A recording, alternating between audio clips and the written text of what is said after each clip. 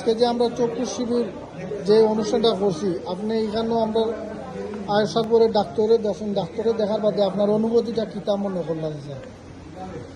বিসমিল্লাহির রহমানির রহিম।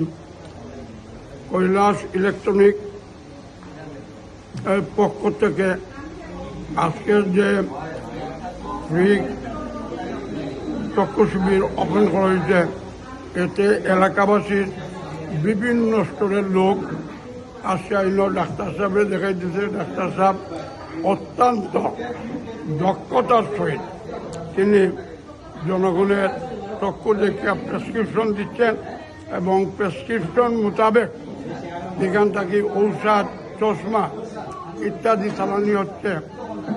এতে আমি মনে করি এইভাবে মধ্যে মধ্যে এই ধরনের সেবামূলক কাজ করলে আগামীতে মানুষ আরও উপকৃত হব বলে আমি মনে করি। আমি 4 নম্বর ওয়ার্ডের আমার যে সমস্ত মসজিদ কমিটির যে সমস্ত লোকজন আইসেন, আইয়া দেখাই রাখতে প্রত্যেকেই আমরা সন্তুষ্টি প্রকাশ করি। আর আশা করি এই প্রতিষ্ঠানের উত্তর উন্নতি কামনা করি আমি আমার বক্তব্য শেষ করলাম।